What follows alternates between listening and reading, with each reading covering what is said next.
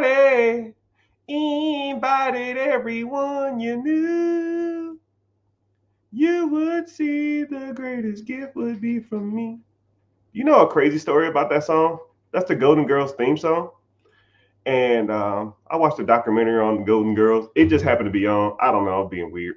It just was on the background. I didn't really care, but that song was like a whim. It's like probably one of the top 5 TV show intros of all time, and it was a whim. It just happened. The woman came in. She read what it's supposed to say. She said, "Hey, I gotta be at another event in 10 minutes." She got the lyrics, and then she just ran with it, and she went for it. But the more you know.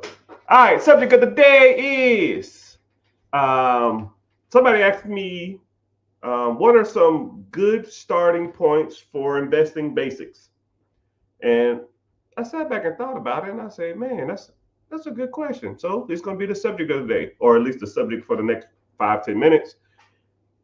First of all, you got to understand that investing has to be a mental commitment, because a lot of people want to invest, but they don't.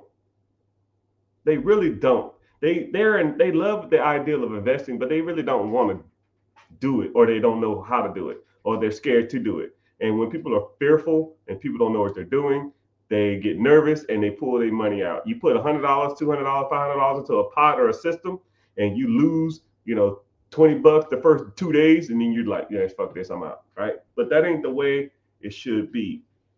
You have to mentally commit to investing. It is what it is. You can't just wake up one day and say, hey, I want to invest, and I'm gonna throw my money into this pot, and I'm gonna check it in a week, and hopefully I make triple my money. No, right? You need to set a time goal and an allocation goal, not just freaking I'm gonna put a little money in here and hopefully it work out.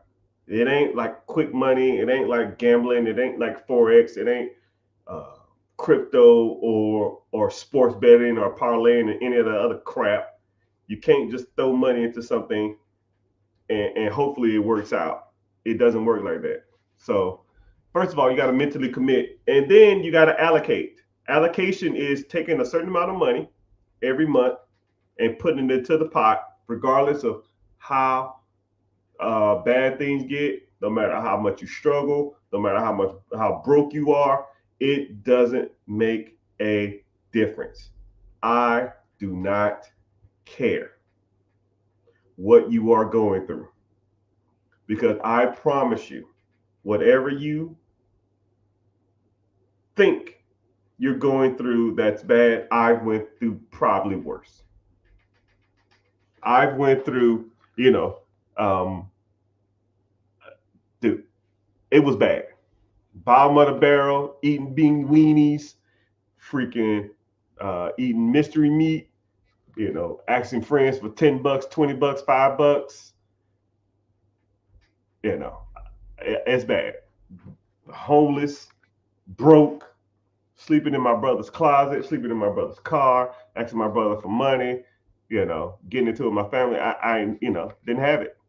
So when people say that, man, it's always something, oh man, I'll start investing next month when I get ahead. No, you need to start doing it now. And then I'll give you another quick point, because I don't want to harp on this too much. You know what I mean? You have to start investing. I call it windfall money. It's the money that you get when you didn't expect it. Things like tax returns, things like things like birthday present money. Um, your mom want to bless you with some money. Your parents want to bless you with some money. An inheritance, a insurance claim, lawsuit money come through, or whatever. You have to take that money and put it to work, and don't worry about trying to get ahead or trying to worry about staying afloat. Right? We all are going through the same things, regardless of how much money you make or how much money you're bringing in, right? I'll say you're bringing in 4,000, 5,000. Let's say if I'm bringing in 500,000 a month, I have the same struggles as you do. I have bills, I have creditors, I have lines of credit I have to pay. But you know who gets paid first? I do. And that's the difference between middle class, low class, upper class, and rich and wealthy people.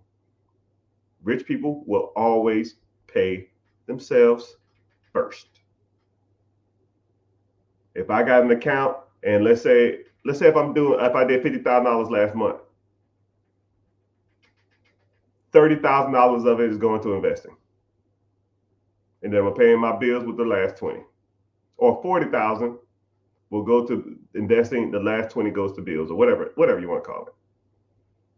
Right? I don't pay all my bills and then I'll invest what's left. No, we don't do that. That's a loser's mentality. Losers invest what's left because there's always going to be something. There's always going to be a tire being popped. There's always going to be engine trouble. There's always going to be a freaking credit card. There's always going to be a late payment. There's always going to be something. Losers pay themselves last. Winners pay themselves first. You work for the money. You get paid first. Not Time Warner, not Lexus of Toyota, or not Chase, not American Express. You worked for that money. You need to get paid first. Allocate money to invest first. And whatever's left, they can have it. If you short at the end of the month, don't give a shit. I've never cared if I was short at the end of the month because I already got paid. It is what it is. And the bad part about it is if you allocated $200 to an investment account, and you were short, the $200 probably wouldn't have made a difference anyways. Think about that. If you put $200 into an investment account and you're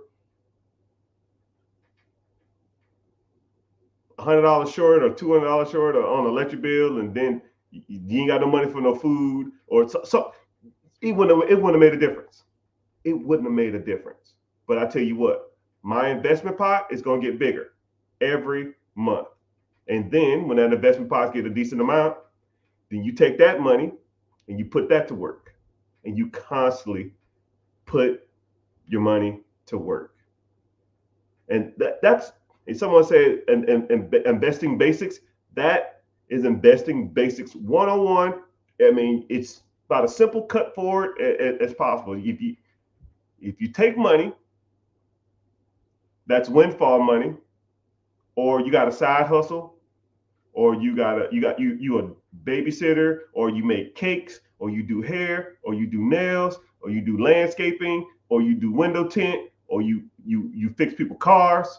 When you get that money, are you investing it, or are you just putting it towards bills? Because if you just put it towards trying to get ahead or catch up, you're never going to catch up. No one ever really truly catches up. Everybody has bills. Bill Gates has bills. Warren Buffett has bills. Elon Musk has bills. Jay-Z has bills. Kevin Hart has bills. LeBron James has bills. I have bills. You have bills. Next month, will I still have bills? Yes. Next month, will LeBron James have bills? Yes. Next month, will Kevin Hart have bills? Yes. Elon Musk? Yes. Elon Musk is worth $300 billion. 250 billion dollars. Does he have a bill next month? Yes. So why the hell is he trying to get caught up in that? You're chasing your tail, people. And until you understand that basic understanding, you'll never get ahead in life. And that's about as simple as it gets. And that's just investing. That's not including the real estate stuff. That's not including the business acquisition, storage units, Airbnb, Turo, storage units. I mean, whatever, vending machines, whatever. All that stuff is irrelevant. If you don't understand basic inflow and outflow of money, the rest of that shit you're never going to figure out. But Glad everybody here. Welcome into the chat, everybody. We're live streaming from all platforms: Facebook, YouTube, Twitch, Instagram, and all over. So, what's happening? Miss Vibes, I see you. What's happening? I appreciate y'all for checking the stream. Um, but if y'all would do me a favor, I'm live on YouTube. Just search The Rich Get Richard. My name is Mr. Richard. If you're newer here, we're gonna get into some good stuff. YouTube is the only one that pays me. You can stay on the other social media platforms, and if you're new here, you just kind of see me. Make sure you're at least following. But head over to YouTube, and also too, YouTube comments feed into my feed first, so it actually helps me out, and I actually get paid there too. So you can stay here for all you want to. I'll answer pretty much every question live, and I'll try to get to your question as soon as possible. You just got to, feed your questions. One thing I don't like about Instagram though, it like I have to like constantly read thing. I got to constantly refresh my screen. I don't like that. But welcome in. So let's go ahead and get started. If you have any questions or preguntas, and see what what you want to talk about. So initially, I just started off talking about investing because a lot of people. I'm trending on a couple of social media sites for talking about basic investing. So just that's kind of the subject we're talking about. So individual asked, they wanted to start a trucking business. Okay. I tell people all the time, in this modern age, there's no point of starting anything. Why reinvent the wheel when the wheel has already been invented? Just buy the wheel. Would you go to eBay and build a car? Would you go to Home Depot and build a house? You might can get a better deal, or you can tell people I have a sense of accomplishment. But I mean, houses are already built, cars are already built, businesses have already been built.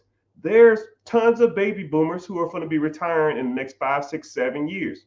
You can buy their processes from them. So if you wanted to get into like laundromats,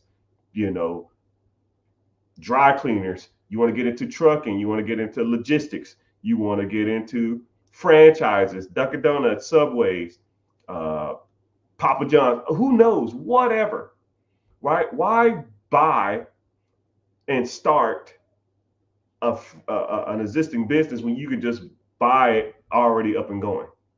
And then the requirements are way less to do it existing than it is to do it from scratch. So here we go. I'll put you in quick perspective of starting from scratch. Let's say you go out to the SBA or go to the bank and you say, hey man, I want to start a restaurant. I don't freaking know. And I know this for sure to be true because I have a buddy of mine who just did this and I was breaking it down for him. So let's say you wanted to start a restaurant. Cool. You have to go do what's called a build out. That means you got to go rent a place. You sign a triple net lease.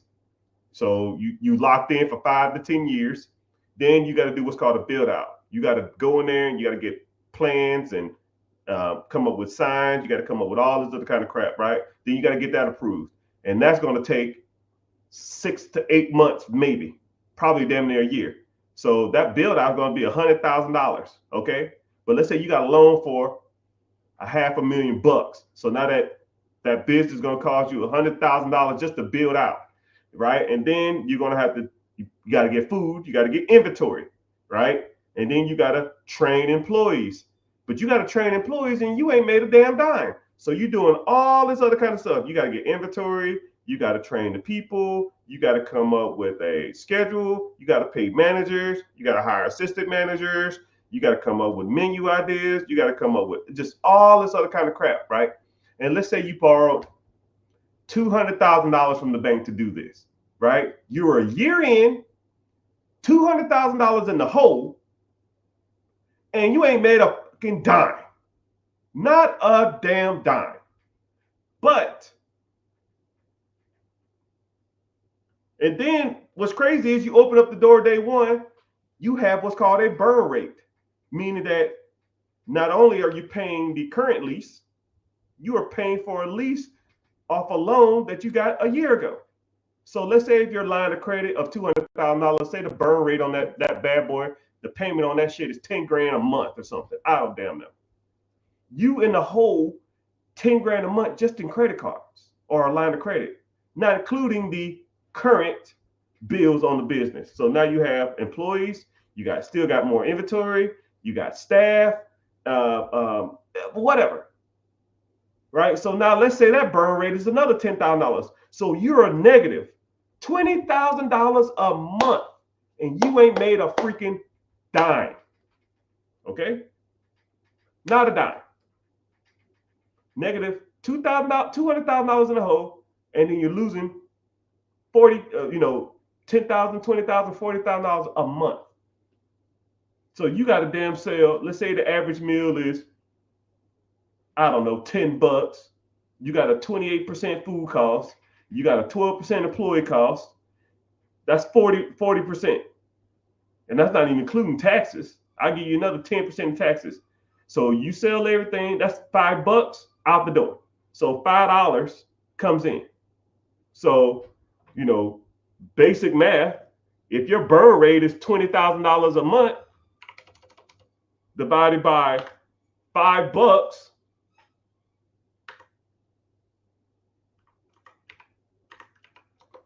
you got to sell 40,000 meals just to break even.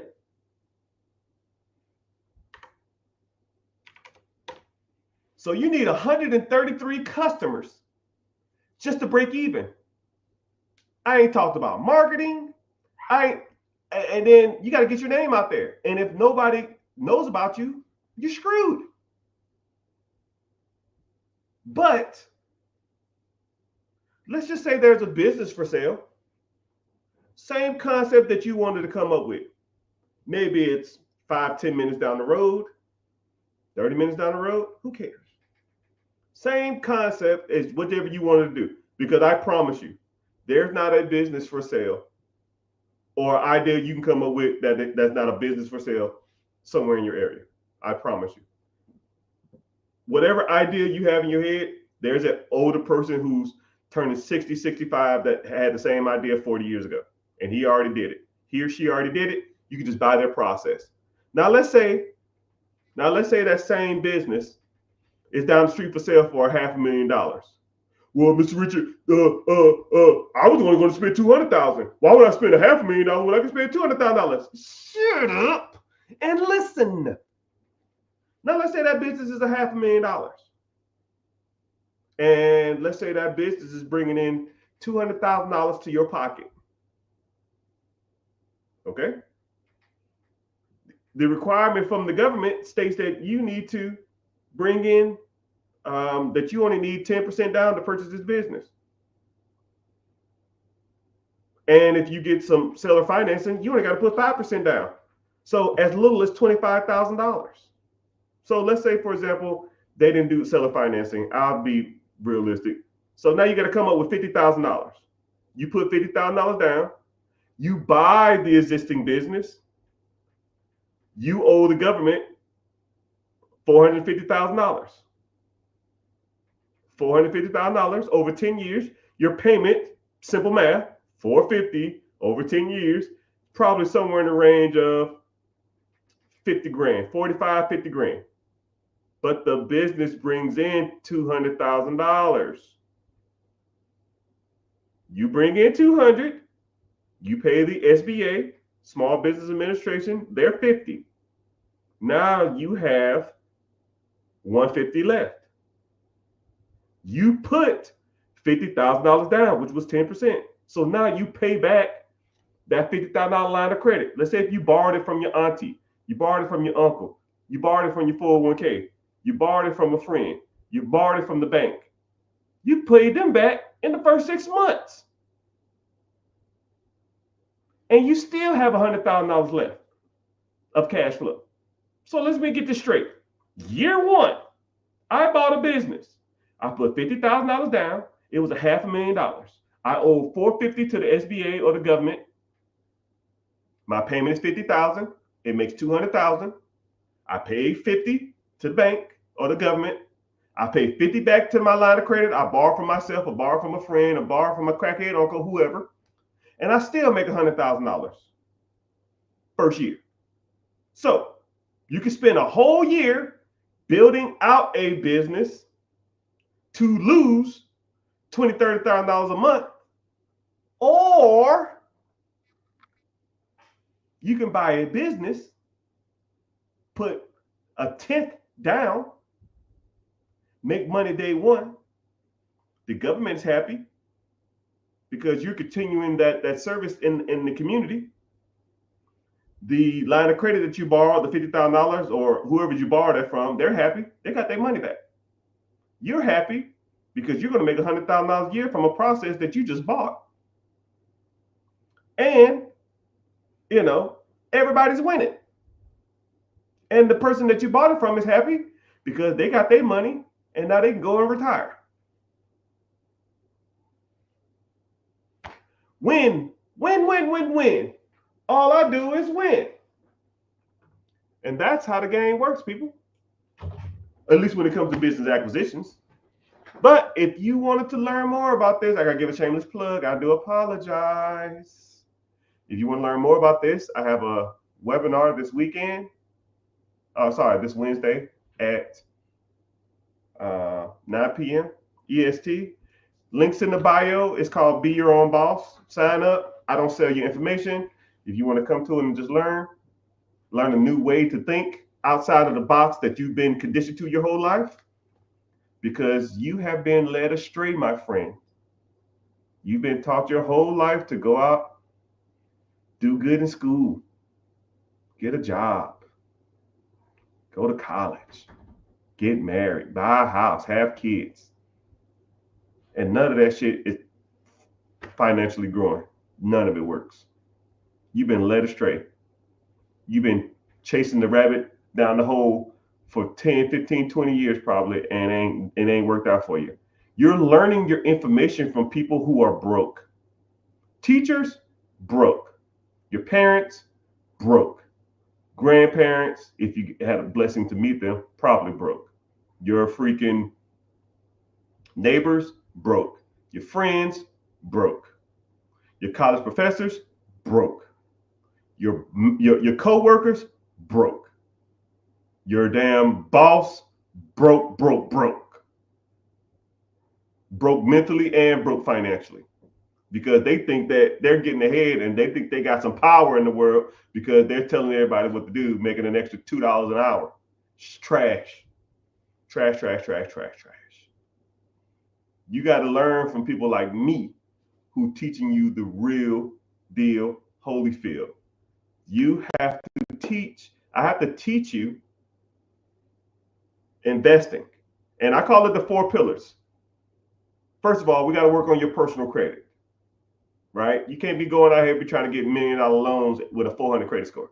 We got to fix that, right? You need to know the ins and outs. You know the difference between hard inquiries, soft inquiries, credit profile, FICO score, credit scores, all the bureaus, how they pull, how to boost your credit, how to be more pleasing to the banks, and then when you start focus on business credit and LLCs, S corp, C corps, sole proprietorships, EINs. If you want to get into trade lines, you want to get into net 30s, net 60s, net 90s, all that shit's trash too. But I like to talk about it because I like people to know that I'm not out here playing around. I know what the hell I'm talking about, right? Then you got to start focusing on pillar 2. That's investing. Mutual funds, ETFs, index funds, mutual funds, stocks, bonds, If you want to get into crypto, you want to get into short-term investing, you want to get into long-term investing, whatever, right? What's the best app to do it with?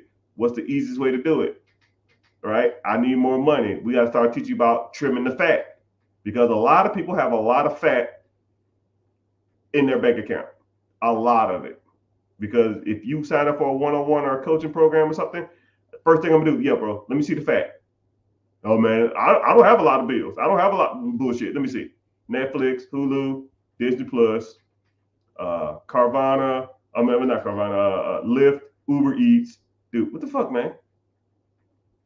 Uber Eats last 6 months. Click. It says right here you spent $1,400 in the last 6 months on Uber Eats. Not only are you too lazy to cook, you too lazy to go pick it up. That's a double negative.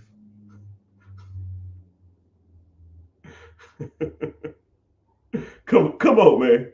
Come on, man. You know, who's your cell phone through? How much your cell phone is? When the last time you called them and asked for a reduction or swapped it over to an account that's a lot cheaper? When the last time you called your car insurance and asked them for a plan reduction? You know, you can go, I'll give you a tip right now. You can go to your car insurance website, put your exact information in it, get a new quote. If it's cheaper than the quote you have now, they will honor the new quote. Wow, I just saved you an extra $400 over the next 6 months. Now, what are you going to do with the $400? Boop. You need to start investing. Oh, I need to get caught up on my credit cards. Wrong. Then when it comes to investing, I even have I'll give you another subcategory, right? And that's taxes. I review all your taxes for free, right? Find you more money. I just had a client 2 weeks ago, found them an extra $3,100 because they were doing their taxes wrong. Now, what are you going to do with that extra $3,100? I'm going to get caught up on credit cards. Wrong. Free money. You didn't even know you had it. Take it. Let's put it to work. You really want to get ahead? Let's put it to work. Because that $3,000 compounding interest will make you way more money than saving some money on some stupid ass credit cards. Because credit cards are going to be there. Credit cards was there yesterday. Credit cards are there today. Credit cards are going to be there tomorrow. Rent's going to be there tomorrow. Rent's there today. Car payment's going to be there tomorrow. Car payment's going to be today. Car payment's going to be there tomorrow. I mean, it is what it is. It is what it is. You got to start investing. Third lesson we talk about is real estate. Owning your own primary home, owning duplexes, quadplexes, fourplexes, commercial apartments, getting into syndication, Airbnb, freaking Section 8, wholesaling, bird dogging. I had a lesson the other day in my class because someone said, yo, man, you always talking about bird dogging. I don't even know what the hell that is. You always talk about it. I said, okay, cool. Here's a 30-minute lesson on bird dogging. After I was done with that, they said, yo, bro, I didn't even know that shit even existed. I didn't even know that was even a thing. I said, yeah, I did it for years. It's the way you get into real estate with no money. Oh, man, I want to get into real estate. I ain't got no credit. I ain't got no money. Cool. Bird dog. What the hell is that? Sit back. But all the ways, lease option, tax liens, sub 2, lease to own. All the different ways you can buy money, owner financing, bird strategy, creative financing. It's tons of ways to make money in real estate. You just got to know how to do it. You got to be taught from people that talk about this type of stuff, not go to college and do good in school and work hard. Work hard at what? Does it look like I'm working hard? Work smart. Put your money in shit that's going to make you enough money so you don't have to work hard. Working hard is for suckers. Then the last pillar that I always focus on is ownership. Owning processes that make you money every day. You're not going to get ahead working a 9-to-5. 3% of all millionaires work a 9-to-5. And you know they're doctors, lawyers, engineers, nurses, traveling nurses, and stuff like that. Right? If you don't have a high dollar skill, or if you're not bringing in damn near $150,000 to $200,000 a year to your 9 to 5, it ain't happening. Right? And then there are a couple of exceptions that people will live well below their means, and they invest everything they got, and then when they're 65, 67 years old, they might have a 401k that's equivalent of $1 million. I mean, I get it, right? But majority of people ain't gonna do that. You got to own processes that make you money while you're sleeping. If I own a business, my business makes a sale, and I pay my employees, I pay my staff, I pay my overhead, and then I pocket $400, and that transaction happened at 6 o'clock in the morning. I didn't do nothing for it. Now, how many processes can you own that pays you $500 a day that you do nothing for? Infinite. Now, let's say there's a process that pays you $500 a day, but you got to work 12 hours a day. How many could you own? 2 max, and that's $1,000. And now you tired as hell and complaining that your back hurts and that I ain't getting paid enough for this.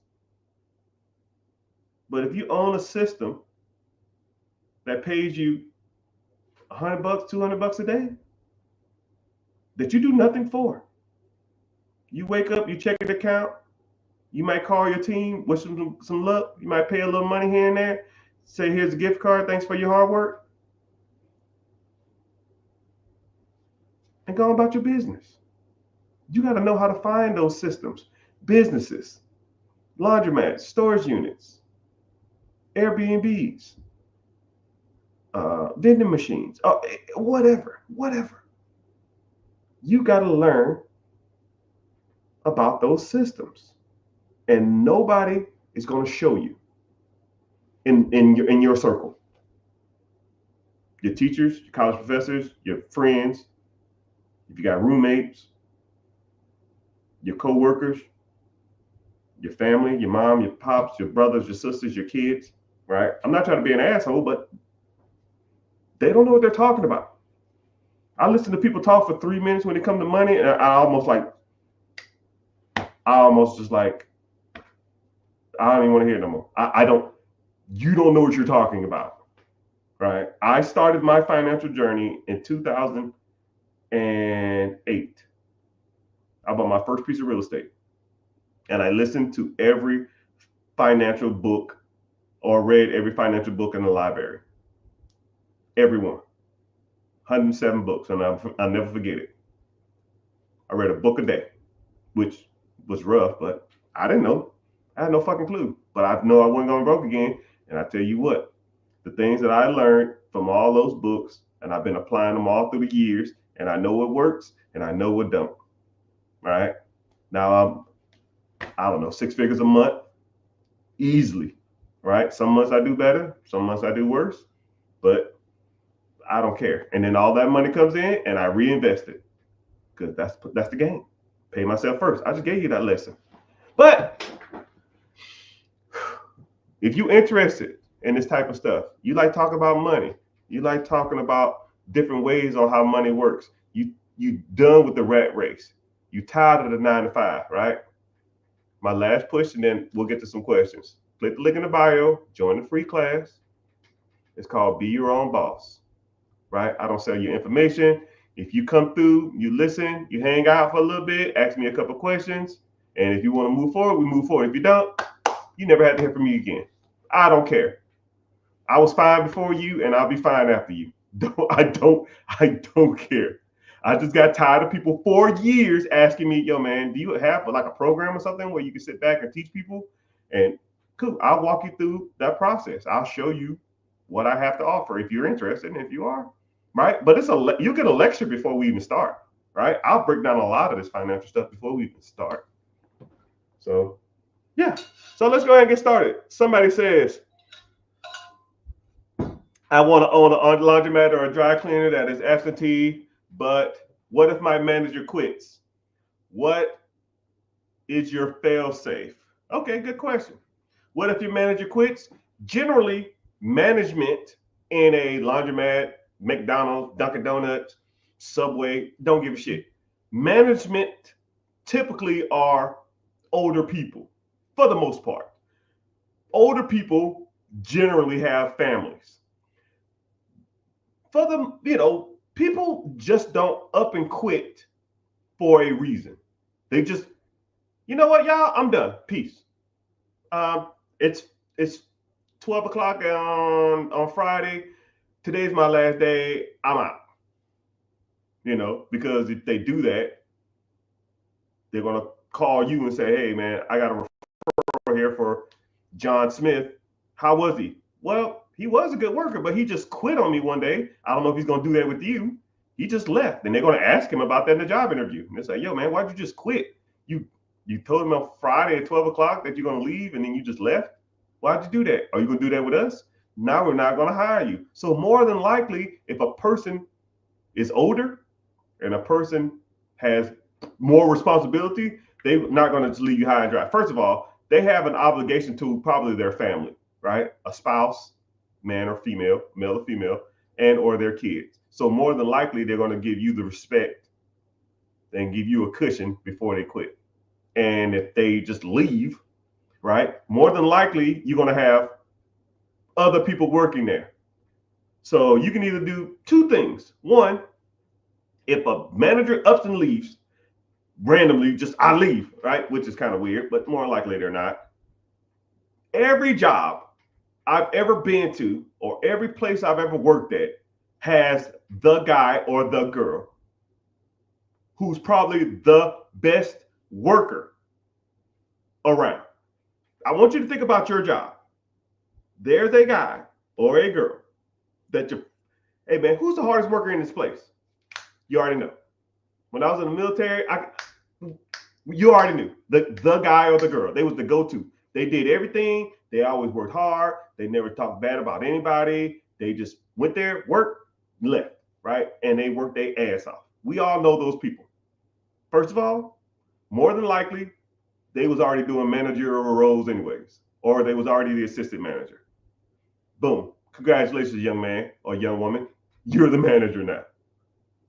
If you want to do that. Or you tell the individual, hey, you're going to quit in 2 weeks. Let me find a person to replace you over this next week. And then after the week, when I bring him or her in, then you train them how to do your job. And then after a week, you're done. About as simple as it gets. And I hope that helps. And have I ever had that happen? No. Nope. What's up? I got a question. Ask the question. Preguntas, questions. So here we go. Are you able to do a one-on-one devise a base plan based off persons going through business-wise? Yes. Whenever you, like I said before, click the link in the bio or go to therichgetricher.com, which that website, it works, but you got to type in HTTP // it's kind of corny, but anyway. So, but you can just click any link if you're on Instagram, YouTube, Facebook, Twitter, Twitch, X, TikTok. Just click the link in the bio. It's a link that'll say "Be Your Own Boss." Just go to that website and just sign up. But yeah, and if you need a one-on-one and you want a one-on-one, we'll go from there. But like I said, my one-on-ones is super extensive, and we break down everything, right? It's kind of crazy. I think I did a one-on-one maybe a couple of weeks ago, and the guy was like, "Okay, you ready?" I said, "You ready?" He said, "Yeah." He said, "Okay, cool. When it comes to businesses, I want to do." I said, "No. Nope. We got to get to the basics." So we ran through everything, right? We're gonna talk about his credit. We talked about his investments. We talked about his income. We talked about short-term goals. We talked about midterm goals. We talked about long-term goals. We talked about his credit. We talked about ways to get out of debt. We talked about side hustles. We talked about all his debt. Talked about revolving debt that was trash. We talked about debt that his house payments. We talked about his car payments. We talked about it all. We talked about cutting the fat. We did all that type of stuff. Then we talked about invest. He was like, I was like, you want to invest in real estate? He said, well, real estate in my area is kind of it's kind of shitty. I said, cool. Where you live? I said, no, it's not. Look, showed him all the areas that he should be investing in. He's like, shit, I didn't even know this place even existed. Man, they paying this much for rent. I said, yeah, and look how much these houses cost. And I pulled it up on the map, and I was just showing them houses for sale, right? Tons of them, right? And I said, you know, look, let's look at the Section 8 programs in this state and see if it's rent friendly. And Section 8 was charging, they was giving 20% more in that state.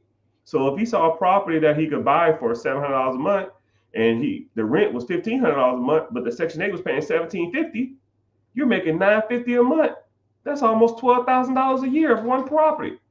If you made $12,000 off of one property, how many properties do you need to have to quit your job? Hell, 5 is 60 grand. And let's say you bought a property a year. You made $12,000 a year. Okay?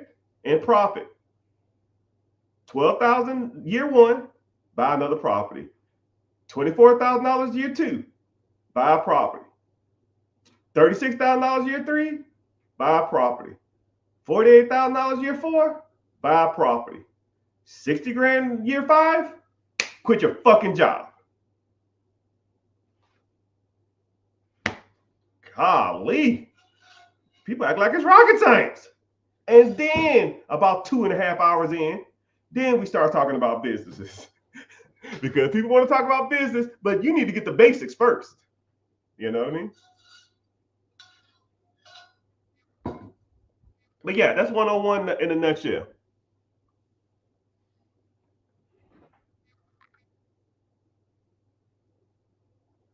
Quick question. Go ahead, ask the question. I'm zoning. Whatever y'all want, man. I'm giving it. I'm giving y'all the game.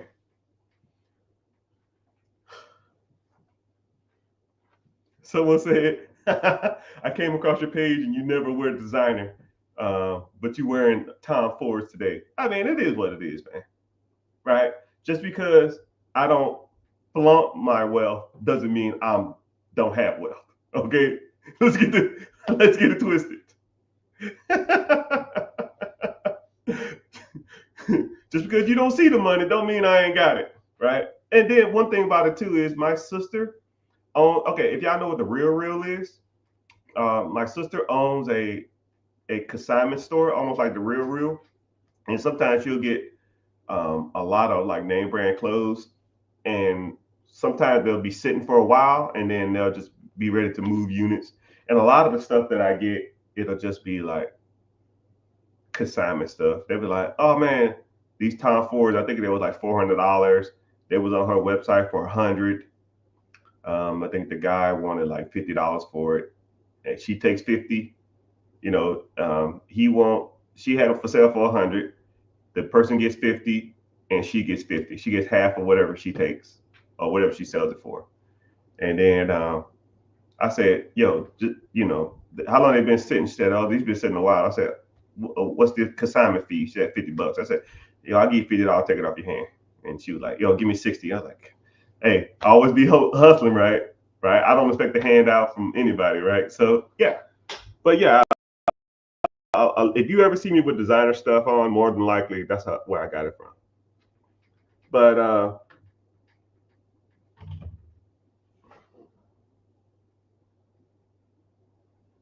someone said, I wonder what the payment's going to be on a $450,000 loan. Hey, simple math, man. The average SBA loan is about 10%. 10% interest on $450,000 is about $45,000. I'll round up. That's $500,000. The average SBA loan is 10 years. $500,000 over 10 years is $50,000 a year. Simple. Say word. Where do I sign up? Click the link in the bio, my guy. And then we also talk about credit, and we also talk about business funding, because a lot of people don't have access to capital, and I'll show you how to raise capital, how to get your own capital. If you get access to capital, how to properly liquidate it, because you know sometimes these banks be charging like 20, 30, 40% to get access to this money. in the form of cash. And there's better ways to do that. I try to do. I'll show you how to do it.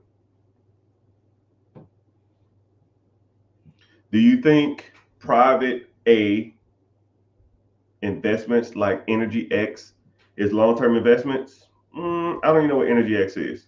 I'm kind of simple on my investing. I'm not out here trying to chase. I call it chasing chickens or chasing pipe dreams, man.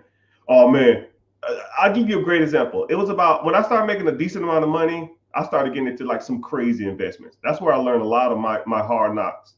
2012, 2013, there was a company drilling off the coast of Africa. They had some new oil refinery technique that was revolutionary. And they was doing 90% returns month over month for the last like 6 months or something. I said 90%. I said, if I put $100 into this stuff, I get 190 back in a month. And then after the month 2, I'm at what? Damn near $350. I said, sign me up.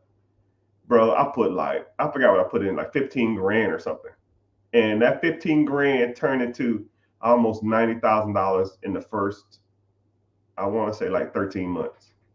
And I was like, hell yeah, I'm going to ride this out. I ain't going to long-term invest this.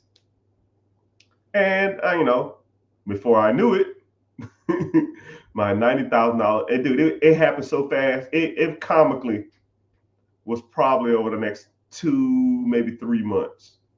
My 90,000, I was like, okay, cool. I'm gonna ride it down a little bit, and if it gets a little lower, I'm gonna get out of it.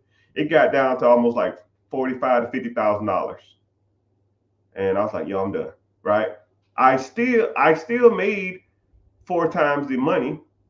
I put in 15. I got what 45 out of it, 50 out of it, but I was up 90. Right? But I thought it was gonna be a long-term play, and then every once in a while I go check on this fund or this stock. And that shit's, dude, it went to the trash. Moral of the story is, people, if you want to invest, stick to what you know. I got a simple rule when it comes to investing. Has your mama heard of it? Has your kids heard of it? Will it be around in 10 years from now? And do you use it, or have you seen other people use it on a daily basis? And what's the and will I get a return on my money? It's simple as it gets. Okay. Has my mom heard of a company that drills off the coast of Africa? No. What about my kids? No. It doesn't have long term. I thought it did. Do I use this every day? I guess I use oil every day. I don't know. Not really. From off the coast of Africa? Probably not. Okay, cool. Amazon. Has your mama heard of Amazon? Yes. Has your kids heard of Amazon? Yes. Will you get a good rate of return? Yes. Do you use Amazon? Do people use Amazon every day? Yes. I mean, okay, let's go. Simple as it gets. Someone said it's an emotional thing, not pulling out at 90K. Yeah, because if that was the case, I'm gonna put you on a new mindset of thinking, people. If you put in 15 and you got up to 20, most people will pull at 20. Most people will pull at 30. Most people 45, 60, 65, 90. I mean, what got you to 20 is going to get you to 30. What's going to get you to 30 is going to get you to 50. What's going to get you to 50 is going to get you to 100. Right? You just ride the ups and downs. It went up and it went down. It went up, it went down. It went up more, it went down. It went up, it went down. And I just got to 90, it went down. And it went down some more.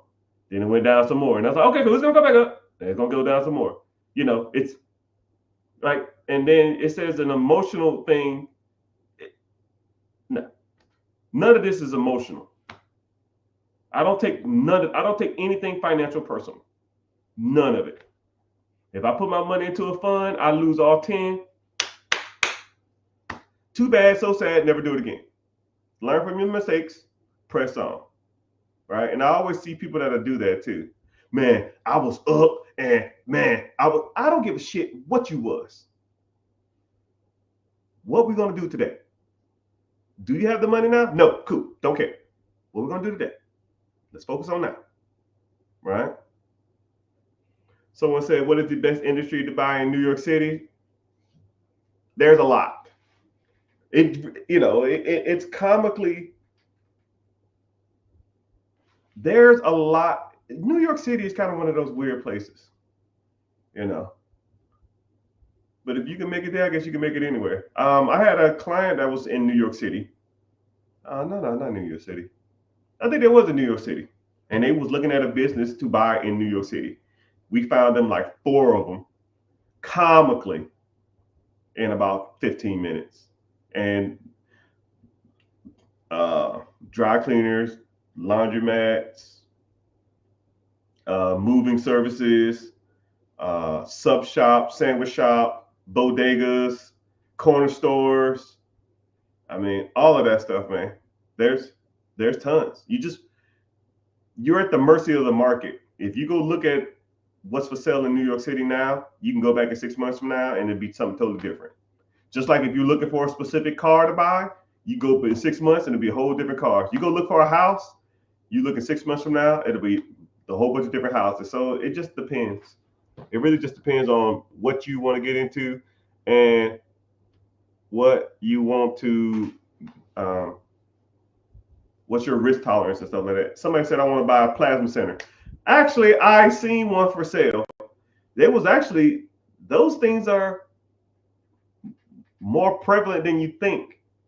But you got to be careful because some states require you to be licensed as a owner. So I don't know what state you're in, but let's say, for example, if you want to buy a property management company, some states require you to be a property manager or either have a real estate license. If you wanted to be if you wanted a dog grooming business, some states require you to be like have a vet tech certificate or something. If you wanted to buy a accountant firm, some states require you to own a CPA or to have a certified public accountant certification before you own those type of establishments. So you got to be careful. But a lot of times, whenever you're buying a business, you can almost ask the owners, or you can ask the brokers, are there requirements for this state to purchase this or the acquisition of this business? But yeah, plasma banks, blood banks, the IV joint banks, and that kind of stuff. Yeah, I see those for sale all the time. I never really thought about it, but it is a good industry to get into if that's what you want to do.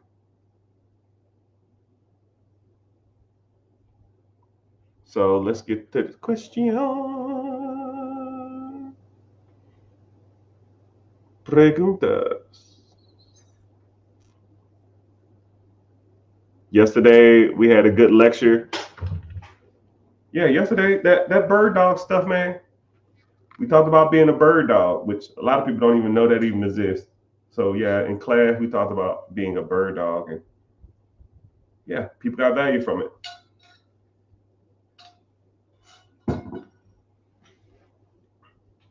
Do you think any business can thrive in America? No, not any business. Okay, I'm not like I'm a real big politically correct person. I don't like saying all or none of anything, right? Can no person make it in America? That it's grammatically incorrect. Does every business make it in America? Grammatically incorrect. Do I think that anybody my personal opinion, with the right mindset, the right know-how, the right coaching, and the right steps, I feel anybody can be successful in America. I'll tell you like that.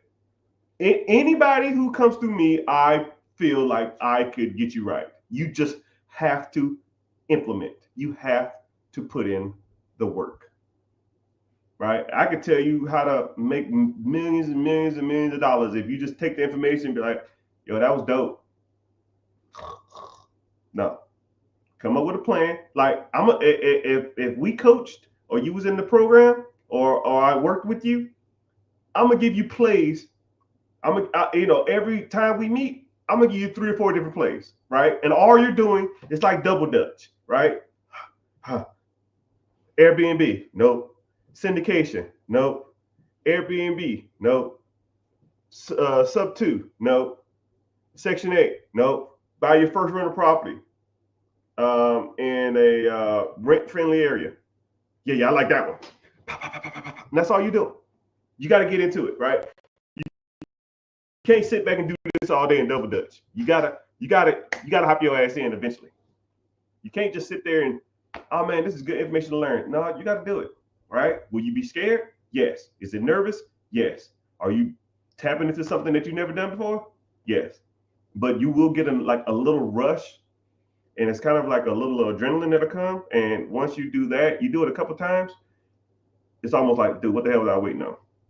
It's almost like when you drive for the first time. When you drive for the first time, you're kind of scared, you're kind of nervous, you don't know what you're doing, you're kind of fearful. You think, oh man, everybody's gonna wreck, people are gonna crash into me, I'm gonna die. I saw a statistic that a lot of people die in cars. I don't never want to do this. You give it 2 years, you got the seat back, you don't put on your seatbelt, the music blaring, the windows down, you talking on the phone, you're texting, you eating at the same time. It's the same thing. It's the same thing. Over time,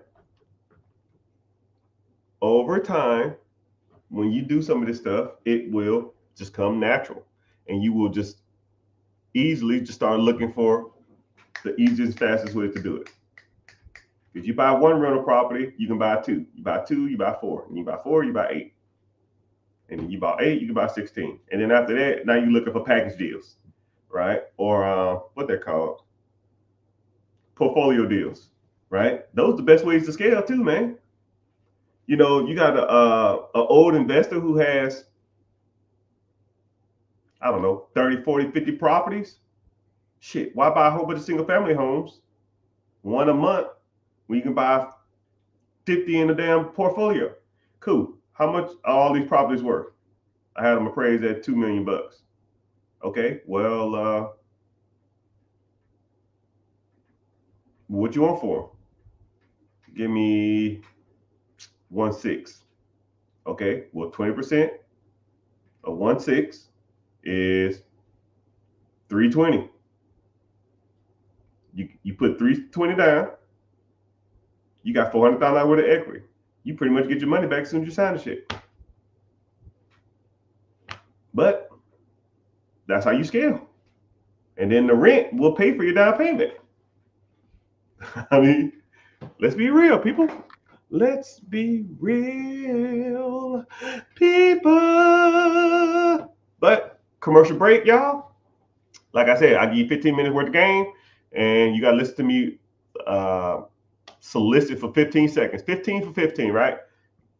I don't know where you're watching from, TikTok. Just make sure you tap in the screen. Let's tap for 15 seconds while I talk. 1, 2, 3, go. Just tap the screen, tap the screen. Instagram, I see you. YouTubers, I appreciate you in here. Let's see, the YouTube is bumping, man. I'm getting some AdSense today, man. Cut the check. Twitter in the house, Twitch in the house, Facebook. We need to work on it, but it's all good. But if you want to watch, it's the same platform. I see everybody's comments. I just get paid from YouTube to be here. So 2 things. 1, I have a free webinar coming up this Wednesday. Click the link in the bio. Join the free class. Like I said, I don't sell you information, but we talk about, raising money from the banks. We talk about buying businesses. We talk about buying real estate. We talk about credit. We talk about business credit. We talk about business funding. We talk about stocks, bonds, mutual funds, investing, compounding interest. It's a good little segment that a lot of people need to hear. But if you're interested, go over there and head that out, check that out, and when you do that, also then click back after you sign up, and then go to my YouTube channel and watch this from here. Because, like I said, I'll give you game for free, but YouTube actually pays me to be here. So, and it's not even a lot. It's like, I don't know, a couple $100 a week or something, just enough to like get my daughter some Michael Jordan shoes. She loves Michael Jordans, and I hate Michael Jordan.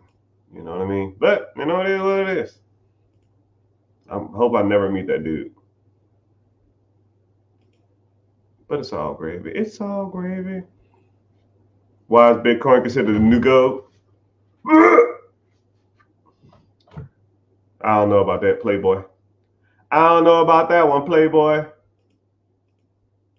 There's no standard for Bitcoin, one, and it has no utilitarian value, right? I can't go to Walmart and say, yo, I have one Bitcoin. Let me buy this TV. Until there's an exchange for an exchange, a basic unit of metric for a certain currency, it won't be accepted. And that ain't happening anytime soon. So that's just my personal opinion. What is the best first asset to buy or invest in? Like I said, I believe in the 4 pillars: credit, investing, real estate, businesses. You can almost do all 3 of them at the same. You can do all 4 at the same time, right? I'll even give you basics. Boom, you got a 401k at your job? That's investing. Do you have a personal house? That's real estate. What do you own that makes you money while you're sleeping? That's the business. How's your personal credit?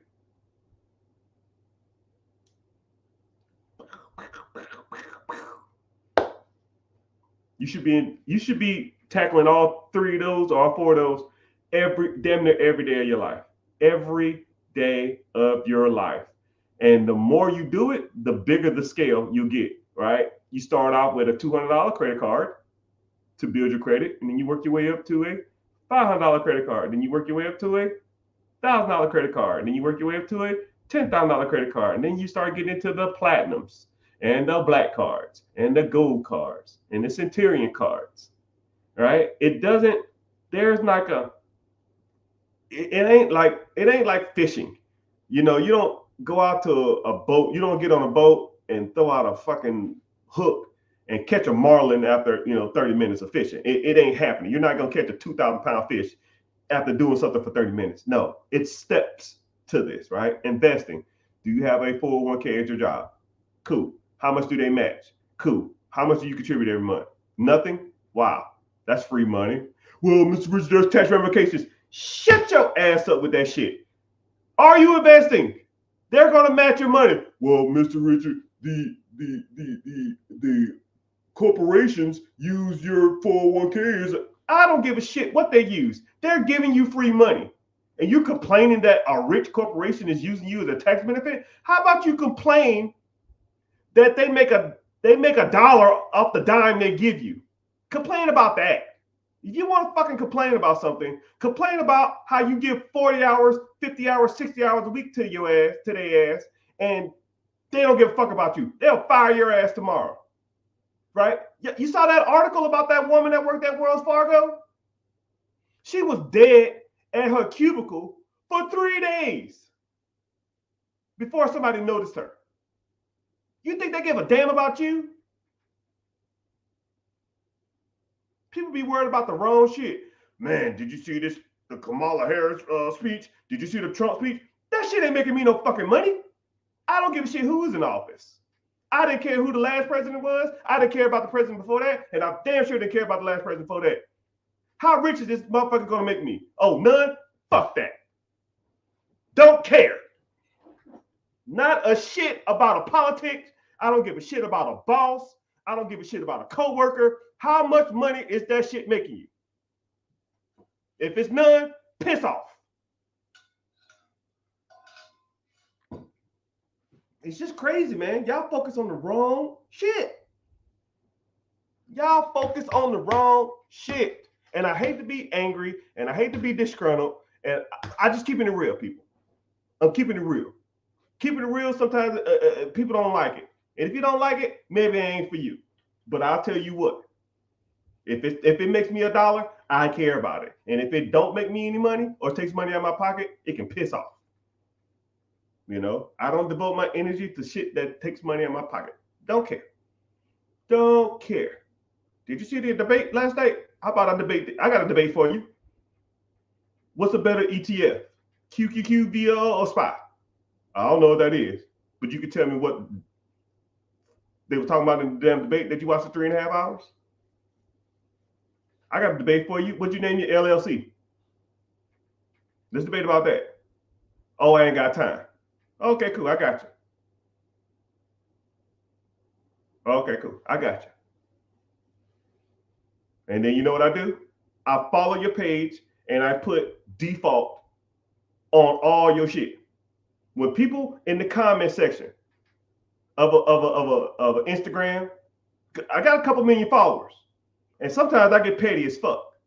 So what I do is, you talking shit in the comment section, ain't nobody got time for this. Cool. Follow, and I put your shit on default. 6 months later, 8 months later, 12 months later, you gonna slip up. Hey man, did you see that dunk LeBron James did? And I'm gonna say, oh, I thought you didn't have time to work on your business, but I guess you got time for the NBA Finals.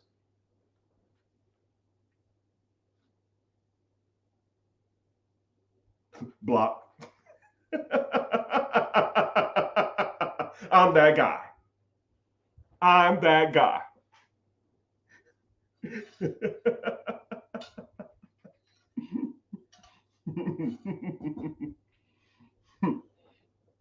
You ain't got time for that side hustle, but you got time to watch Patrick Mahomes throw backwards passes, huh? Okay, cool. I got you.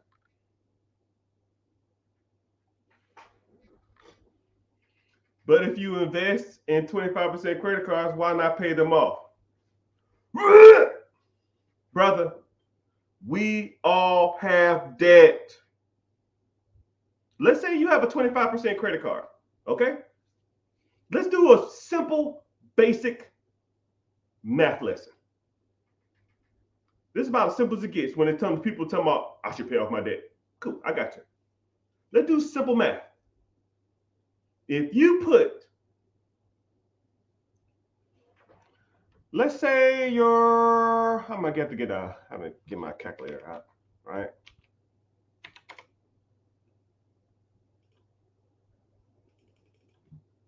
Let's say you have a 25% interest credit card, which, god dang, that's a lot. Let's say you got a 25% interest credit card, okay? And let's say your payment is, I don't know, $400 a month, right? You send twice as much, okay? Twice as much, which is $800. You're going to pay that credit card off, and let's say you owe, I don't know, $5K. You're going to pay it off a little faster, but you're still going to take probably a couple years. And now let's say you pay the minimum, okay? Instead of you paying $800, you pay $400.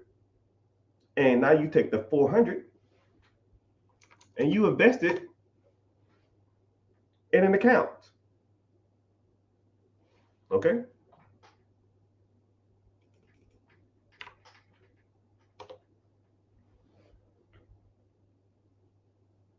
In 5 years,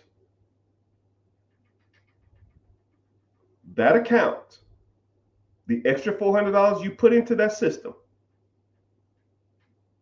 would be worth $36,000. So you can pay off a $5,000 credit card at 22% interest, or you can invest and have an account with $36,000 in it. Like I said before, we all have bills. I can do way more with $36,000 than a paid off credit card. Because all you're going to do is go charge that shit right back up anyways. It's revolving. You think you learned your lesson the first time? Or the second time? Or the third time? Or the fourth time? When I pay these credit cards off, I'm never doing this again. And then what happens? Never do again. Happens the next month. I mean, stop me when I'm lying. I'll wait. I meet people who are 23 years old with credit card debt. I meet people who are 32 years old with credit card debt. I meet people who are 42 years old with credit card debt. I meet people who are 52 years old with credit card debt. I meet people who are 62 years old that have credit card debt. You think you're smarter at 62 than you are at 22? No. Most of y'all are just as bad with money as a kid, as a middle-aged adult, and as an elderly. Nothing changes. But what does change is the amount of money you have in that account. And now let's say you put $400 in this account every month for 5 years. Okay? That 5 years you got 35,000, right? And now let's say you do nothing else with that account. Okay? You don't put no more money in that account, just the extra money you was paying on that stupid ass credit card, right? And then you leave it in that account for another 10 years. $35,000 in a simple ETF for 10 more years. You would have $147,000. So would you rather still be paying on that damn credit card that you still gonna have? But now at least you got $137,000. Now you can do some stuff with that, right? You can borrow against your investments. Mr. Richard, what? What the fuck does that mean? That means that if you have a portfolio, stocks, bonds, ETFs, index funds, mutual funds, you can go to the bank and you can say, hey, man, I have $140,000 worth of stocks. Can I take a loan against this? They say, yeah. Here's 90% of the value of that. You got 150 in there. They're going to give you what? $1.30? Damn, I didn't even know they can even do that. Yes, that's how rich people do it. You think Elon Musk sells his stocks? No, he just borrows against it. You think Jeff Bezos sells his stocks? No, he just borrows against it. And borrowing money, you don't have to pay taxes on debt. So you get a loan for that amount of money. Use the money, you buy another asset. Once that asset brings in money, then you pay off the loan you got from the bank. That's how it's done, my friends. Y'all are hustling backwards. Paying off fucking credit cards early does not make you rich. Paying off your car early does not get you ahead in life. Paying off your house early ain't the play. Investing, reinvesting, and reinvesting into shit that pays you while you're sleeping is how you do it. Not having more debt is not it. Like I said before, I guess I could call this topic, we all have debt. I have debt, you have debt. Name your favorite celebrity. I used to have a huge crush on J-Lo. She got debt? What about Halle Berry? She got debt? Does LeBron James have debt? You think LeBron James, he has a $80 million house in LA. What do you think he did? Bought it cash? He's worth $1 billion. You think he bought his house cash? No, he didn't put a down payment. Come on, he borrowed against it. So now he doesn't have to pay capital gains tax on that money. It's just a dead asset. He borrowed against it and he pays the monthly payment from the income he got from his other investments. Boom. He bought a pizza company that pays him while he sleeps. When that money comes in, he pays his house payment. Boom. His earned income from dribbling the ball up and down the fucking court all day makes him income. He takes the income money and invests it. Stock funds, mutual funds, his own businesses. Now that income pays for the cars, the Lambos, the house, the clothes. You think he's paying for that with his paycheck? You think LeBron James was worth $1 billion 2 years ago and now worth $1.5 billion 2 years later? Off a salary from the NBA? Y'all got a lot to learn, dog. Y'all got a lot to learn. In this game of money, you think you got it figured out. Y'all are rookies. Y'all are rookies. Y'all ain't got a clue how this shit works. That's why you need somebody like me to teach you. Yeah. Someone said, okay, I hear you now. I hear you. I see you too. Hell yeah, you can borrow investments. Yeah, you can keep borrowing on investments, right? I'll give you a great analogy. I always use this as my Elon Musk analogy. Elon Musk wanted to buy Twitter. Twitter was evaluated at $10 billion. Okay? Twitter was worth $10 billion. The people didn't want to sell it. Elon Musk said, I give you 20 for it. We're not selling. I give you 30 for it. We're not selling. I give you $40 billion for it. And they said, hey, we'll take that deal. So what? Elon Musk is worth $200 billion. What do he do? I'm going to sell $40 billion worth of stock? No, you goobers. No, that's dumb. If you sell your stocks, you got to pay taxes on that money. But what did he do? He went to the banks and took out a loan against his stock portfolio to buy Twitter. He purchased Twitter with 100% debt. The payment on $40 billion is probably $200 million a month. And now y'all thinking, man, I got to pay this debt off. I got to pay this off super fast. No. Say if Twitter brings in $350 to $400 billion a month. 400 comes in, 200 goes out, you pocket 200. Simple as it gets, people. Now, if Elon Musk can do that at a $40 billion level, you can do it at a $40 million level. Hell, you can do it at a $4 million level. Let's keep going. You can do it at a $400,000 level. You can do it at a $40,000 level.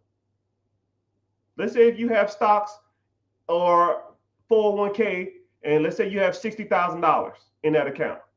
And I see it all the time. Hey, man, I'm thinking about cashing out my 401k. Why? Because I need the money for something. Borrow against it. That way, your money can continue to make money. You take that money, buy something that makes you more money. And when that money comes in, you can pay off the loan. And then you still can take care of whatever you need to take care of. While your other money is still sitting in the account accruing interest. That's the game, people. Or at least one of the games. But hey, it is what it is.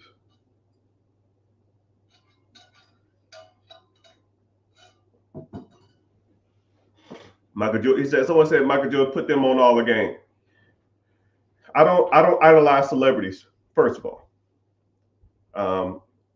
They got rich from a skill that a lot of people can't possess. I'm not 6'6". I can't shoot a basketball to save my damn life. But what I can do, and I can invest like nobody you've ever met in your life. Now, who do you want to learn from?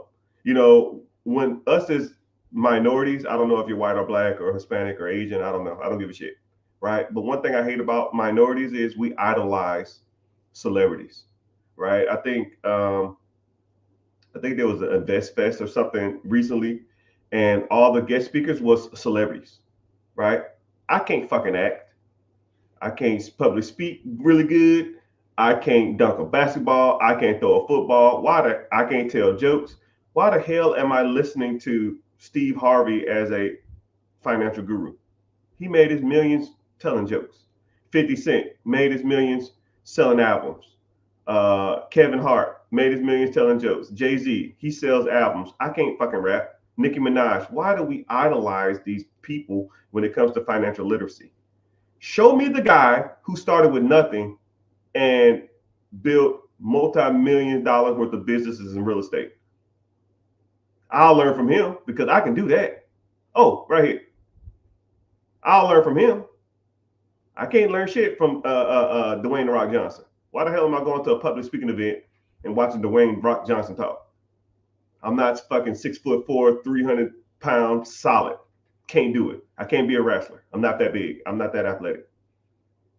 So you have to start learning and getting your literacy from people who are out here doing this shit every day, not from celebrities. I idolize no man. I've met tons of celebrities. Most of them are assholes. Most of them. Me and Ludacris almost got to a fist fight because he talked shit. He was talking shit to me and my wife. I almost punched him in his fucking throat. Don't idolize them people, man. They're all losers. Most of them are. Some of them are kind of cool, but most of them are assholes.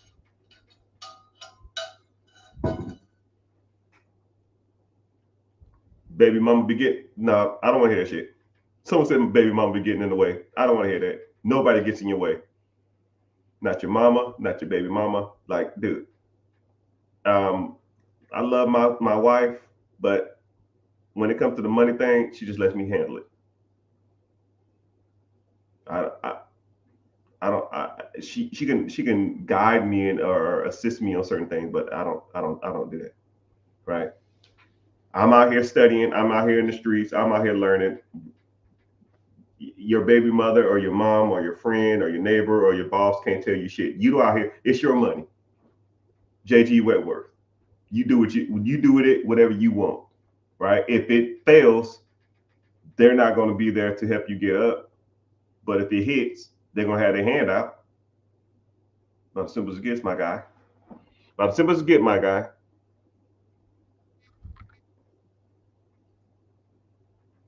Someone said, learning wholesaling now? Yeah, brother. Someone said I look like Rick Ross. I get that one every once in a while. I met him in real life. We look nothing alike. I found a local business that's been established since 1984. How do you talk to them about financing? You got to learn some skills, man. I'll give you one lesson off the top of my head, right? Because, I can't give you all the game, but you found a business and you want to get owner financing, they got to like you. If you had a business that was worth $1 million and you were going to give it to somebody, would you give it to somebody that you didn't like or didn't know? Probably not. Rapport. Learn rapport. I'll put you on that.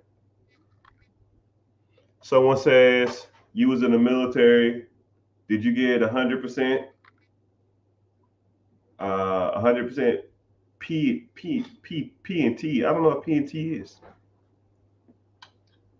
Did I get 100% P and T? I don't know what P and T is. But yes, I was in the military. Did 21 years in that hellhole.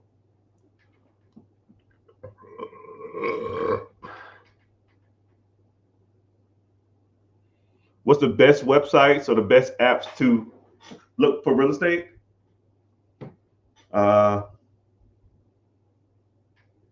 It depends on what you want to do. Depends if you want to get into commercial units. Depends if you want to get into apartments. Depends if you want to get into single family homes. Depends if you want to get into on market or off market, right? If you want to get into off market, if you want to get onto market deals, you can just Google houses for sale. If you want to get into off market deals, you got to start finding people in the areas you want to invest in who have the deals that you want, or you got to start sourcing your deals yourself.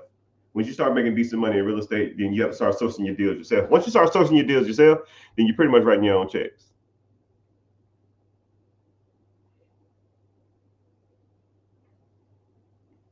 But I'm glad y'all here. Y'all go ahead and give me some check-ins, man. Where where y'all from, man? Comment. Make sure you tapping the screen. Tell me where y'all from. Tell me who y'all know. Tell me what y'all, at least tell me where you're from. I don't know. I've traveled all over the world, so I always like to see where different people from, right? And the bad part about it is, I'll even do I was talking to someone about rapport. I'll do a rapport. I'll do rapport with you right now, right? Someone says Harlem. Hey man, Harlem, man. I just can't. I just did. I went to a vacation in New York, but I was in Times Square. I went through some parts of Brooklyn, and I was.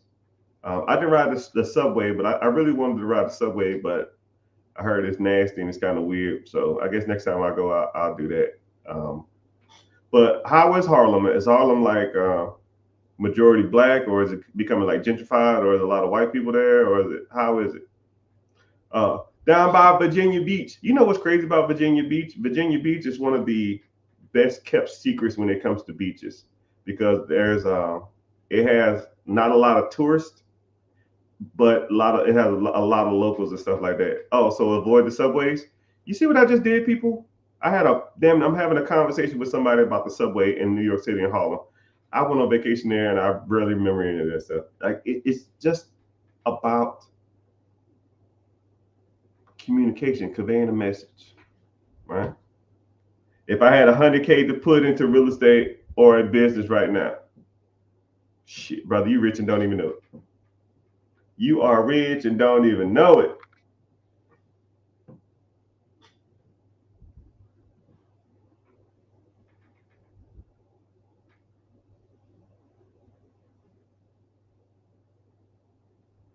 Someone said, uh, to your point, Jay Morris allegedly got $11 million for the Tulsa real estate fund. Yeah, and he ripped all them people off too.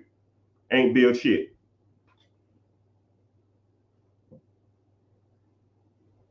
Who's to blame? Him, right? If so to take on a fund, I'll even break that down. So there's a guy named Jay Morris. Jay Morris took a whole bunch of money. He raised a whole bunch of funds to start a Tulsa real estate investment group, and apparently didn't build shit. That is syndication Ponzi scheme 101, right? Syndication is when you're an investor, you take pools of money from people, and you find a project and you build the project. However, if then you're supposed to pay those people a dividend.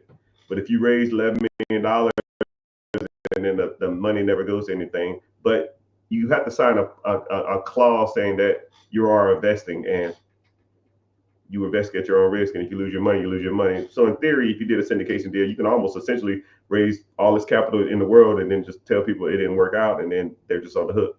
It's kind of fucked up, you know.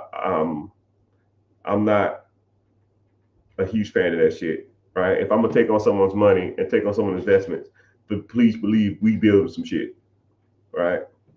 I almost think I should get into that because a lot of people try to send me money to try to raise to buy apartments or buildings and commercial units and shit like that.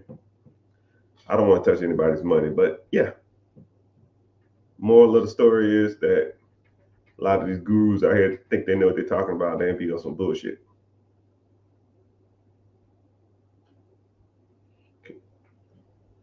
Oh yeah, I'll DM you. I'll see you.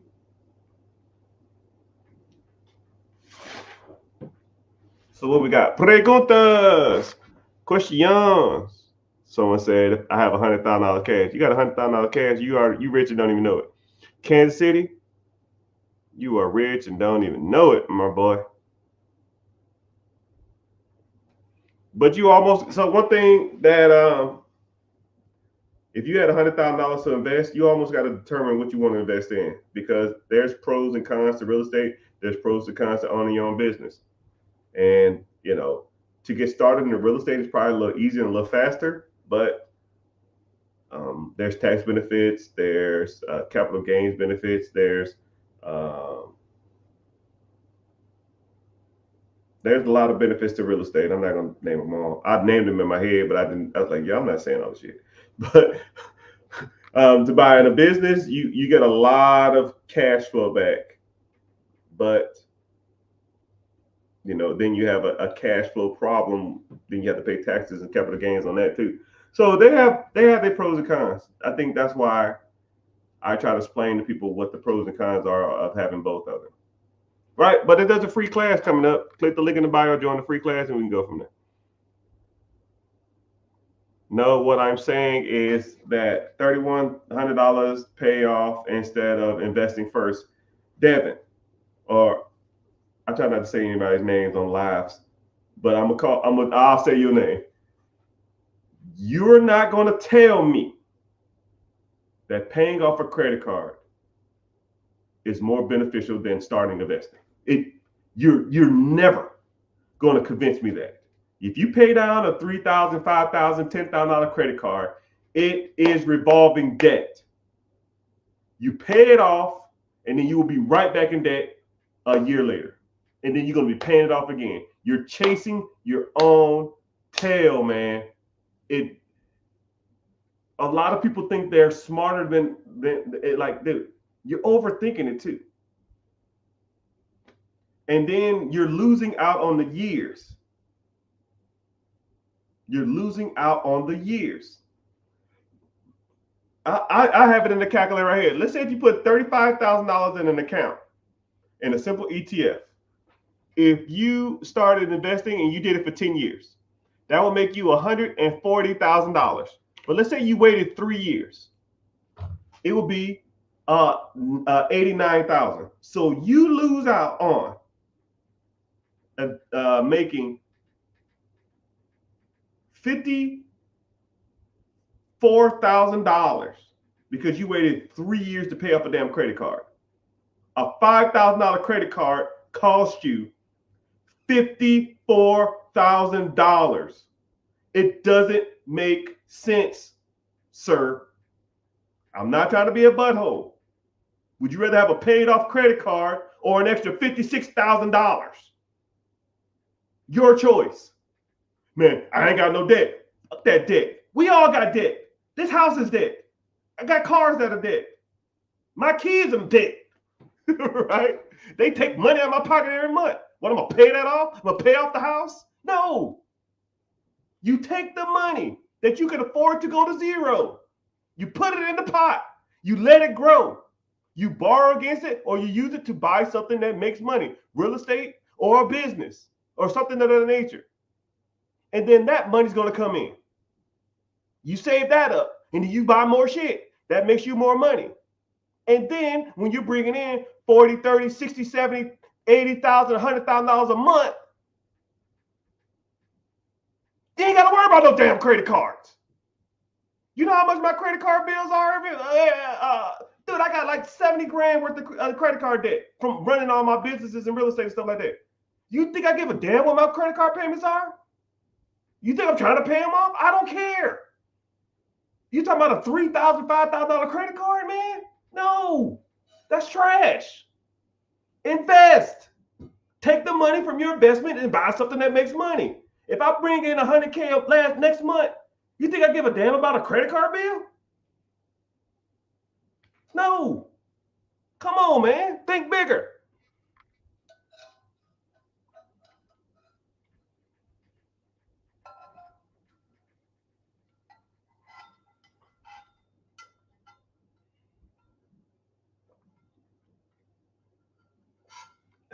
Someone said, I thought you just taught people how to buy gas stations. No, man, I teach you how to buy anything. It just depends on you and what you want to buy and how you want to invest it. I'll show you how to buy pretty much anything.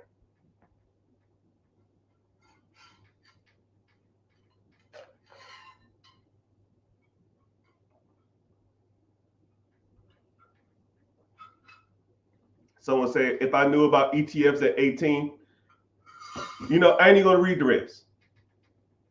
You know about them now. What you gonna do? I don't care what happened yesterday, man. We don't care.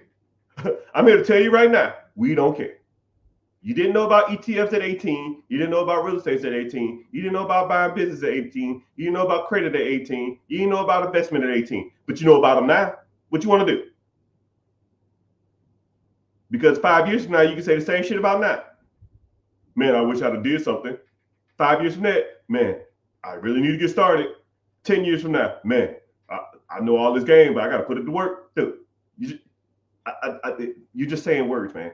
You got to put it to work. Put it to work.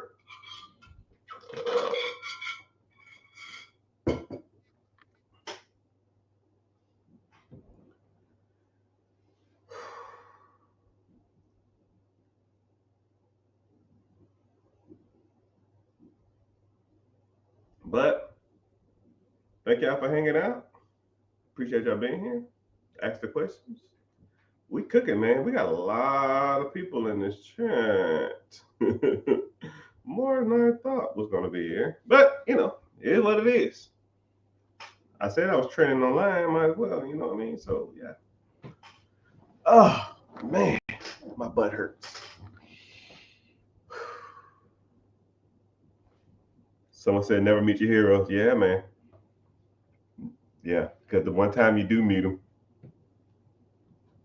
they'll be buttholes to you. And the weird part about it is, man, I'm not saying I'm a celebrity or I'm well known or anything, but even me, when I meet people, I still try not to idolize them, because if they turn out to be assholes, it's just gonna piss me off. You know what I mean? So it's all good. It's all good.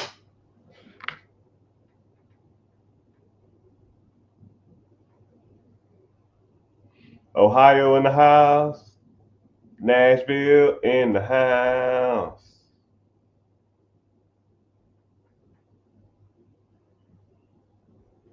Someone said I'm a millionaire from real estate. Yeah, that's about as simple as it gets.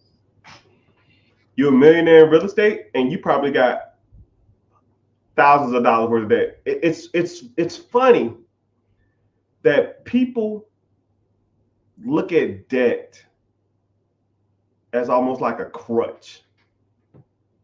Listen to Dave Ramsey, man, gonna have you jacked up, man, because that's all he talks about. Man, you gotta get rid of the debt, man.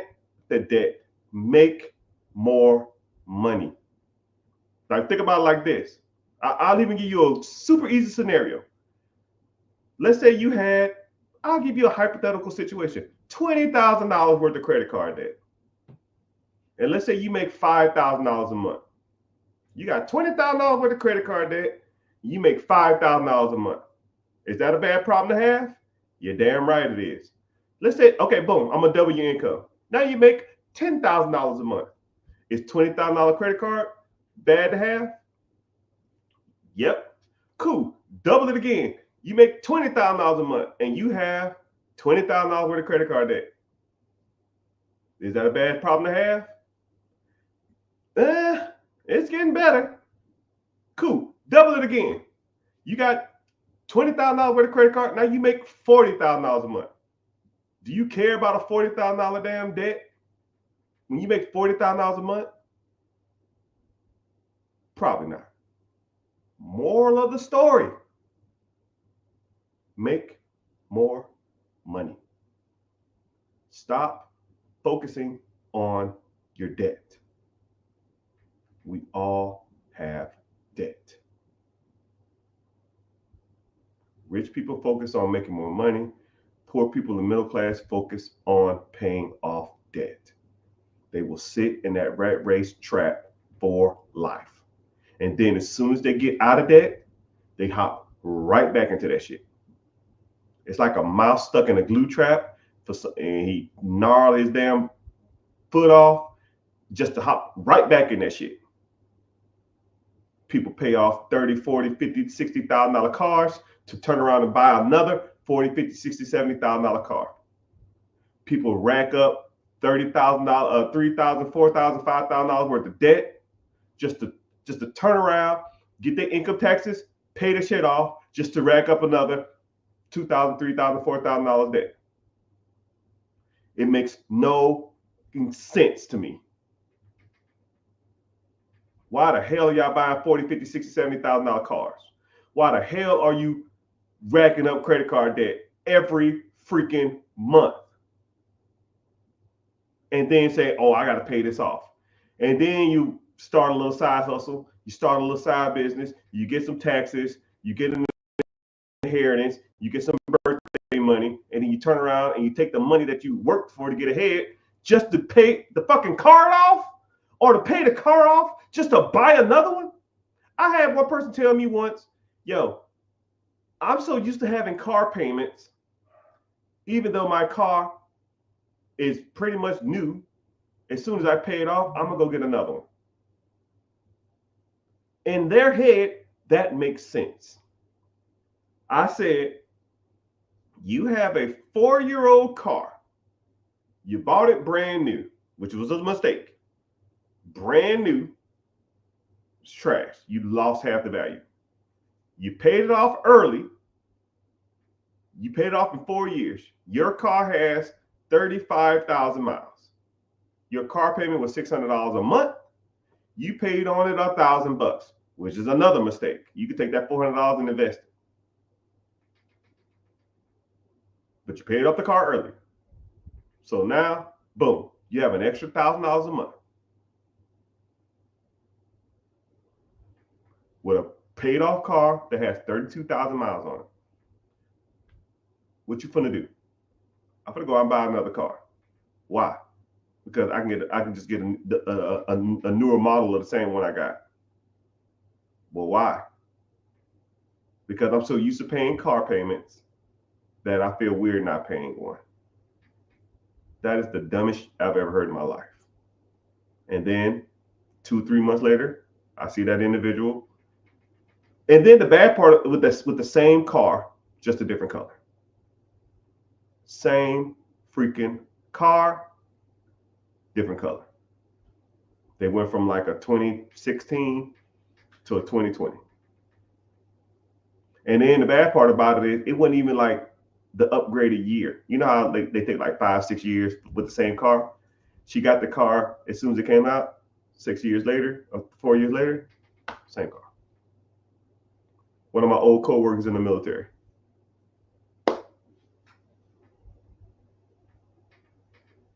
That individual will never be ahead in life. Never. Their financial literacy is a -10. They have no skills. They will be a worker bee or in the rat race for the rest of their lives. And in my head, I couldn't even save them. I tried, and I was like, you can just do this. You can just do this. You can just 1 year. Just wait a year. Take the $1,000, put it into some account. 12 grand, get a car there. No. Bought a car for 45, paid it off earlier. The car's worth 20.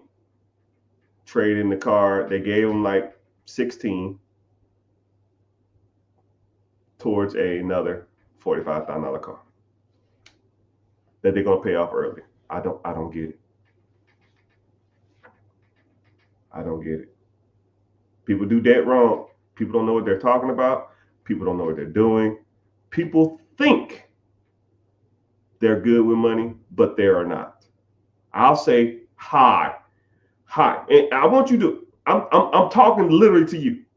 When you think I'm not talking to you, this is directly towards you, right? I want you to take this as super personal as possible. You think you are good with money. You are not. Not even close. 98% of people are not good with money. 2%. No, you're not. No, you're not. Not even close.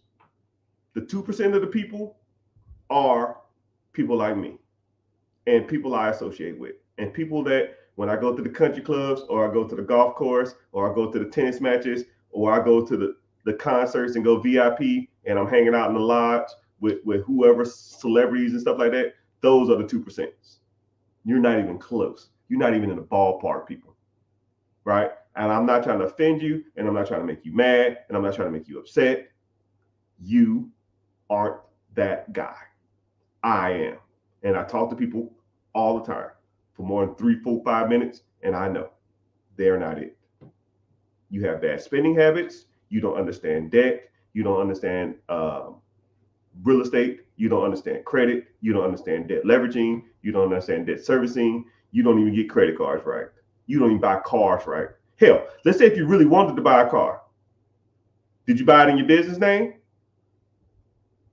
Did you capitalize on Section 179 of the tax code, which means that if you buy a commercial vehicle over 6,000 pounds, is eligible for 100% depreciation or 20% depreciation over the next 5 years? Did you do that? Well, I don't own a commercial vehicle. Well, what deems a commercial vehicle? Any vehicle that weighs over 6,000 pounds in your business name. What vehicles are that, sir? Tahoes, Escalades, G-Wagons, Bentley Bentegas, Suburbans, Sprinter vans, Mercedes SUVs, Lexus Jeeps. Those. You ever like seen a row of SUVs, all black? It's like 5, 6, 7 of them. Yeah, that was all tax write-off. But you want to be cool in a Scat Pack. You want 100% deduction, or you want to be cool in a Hellcat. Come on, dog. You ain't even doing that shit right. Credit cards, are they in your business name or your personal name? Personal debt shows up on your personal profile. Means that it reflects on your debt to income ratio. Sorry, your credit utilization. Meaning that anything over 30%, they won't even loan you any more money. You get a $5,000 credit card, you charge $2,500 to that shit, you're locked on all 4 bureaus, all 3 bureaus. But business side, they'll give you 5 times, 6 times as much more. So instead of $5,000 limit, you get a $50,000 limit, and it doesn't reflect on your personal side. So you can max that shit out. And they have introductory rates at 0%. Most personal cards don't give you introductory rates. So now you can get $50,000 at 0% interest for the next 12 months, 16 months, 18 months, 2 years. You've been doing credit cards wrong. You're doing cars wrong. You're doing credit cards wrong. You're doing businesses wrong because you want to start your own business. Because I watched Empire. I can build this from the ground up. You're an idiot. That shit sucks. Why take over? Why buy it? Why start a process when you can take the damn shit over? You're doing that wrong too. Right? You renting where you at? Why don't you own? There's 6 or 7 programs that'll give you assistance for a down payment for your house. No person in America should be renting. And if you are, you should be capitalizing on FHA loans, which you can qualify for every 2 years, which is 3.5% down. And if it's a traditional home, you can do that every year or every 9 months at 5% down. You can save that into a mutual fund or your 401k, borrow against that. Now you can use that money for another down payment, rent out your previous house. You can buy a new house every damn year if you wanted to, with 5% down instead of 20% down, which is traditional for an investment property. You're doing that wrong too. I'm the 1%. You're doing it all wrong. You don't know what you're doing. You are not that guy or girl. Every aspect of your business, every aspect of your finances, every aspect of your credit, every aspect of your investments are done wrong. I'm just calling a spade a spade. Sometimes I get tired of this shit. You need to learn how the big boys and the big girls do this shit. Now, if you inspired, you fired up, get your ass in this class. Moral of the story, people. Sometimes you got, I'm kind of Old Testament, right? When my dad yelled at me and my mom yelled at me, I listened to what they said because it resonated with me. When they was upset, it lets me know whatever they were saying, they're saying what they're saying with their best intentions. They're telling you this stuff because they want to see you succeed in life. And they're seeing that you're on the wrong path and you're doing something wrong, and they just want you to straighten that arrow. Okay? Y'all got to do better, my peoples. All of y'all. Sometimes I have the wrong tack. Sometimes I come off as nice, but I am not out here playing around, people. You got to do better. So, last warning before I get off. If you are interested in learning how to do this type of stuff, I'm hosting a free webinar. Link in the bio, my guy. Click the link in the bio. Join the free class. Like I said before, I don't solicit. You won't get a bombardment of text messages. You won't get on no email list. You won't get spam calls. You get a notification before we start. Hop your butt in there and you learn. And then after that, I'm done. You want to learn more? Let's move forward. If not, I can lead the horse to water, but I can't make him drink it, right? But I thank y'all for your time. Social media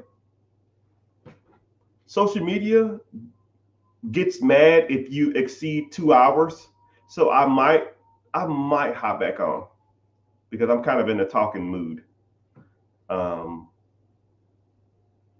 But I don't know. But I'm about to head off.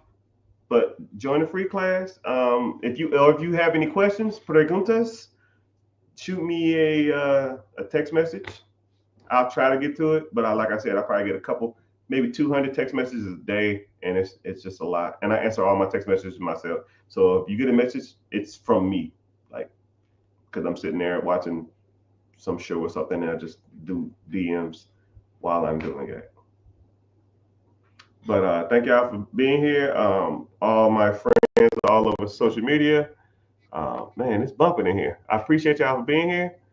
Make sure you're following on all the platforms. I see you in Twitch. I see you on YouTube. Make sure you at least subbing so you get notifications when I'm on. Twitter, make sure you're following. Instagram was kind of bumping today. I appreciate y'all being here. But yeah, I'm about to head off because, like I said, I can't exceed 2 hours. They get mad at me. They literally will like be pissed and like put me on the naughty list. So I might get back on. All right, I ain't got that much to do today. I did want to watch the last 15 minutes of this movie. Right, when I watch like movies in segments. I don't have time, so I watch like 15 minutes, 12 minutes, 18 minutes, 30 minutes. So I'm like 15 minutes left on the movie, and I just gotta, it's kind of weird, right? But hey, I guess that's busy rich people problems. But I appreciate you being here. Later, dudes. Make sure you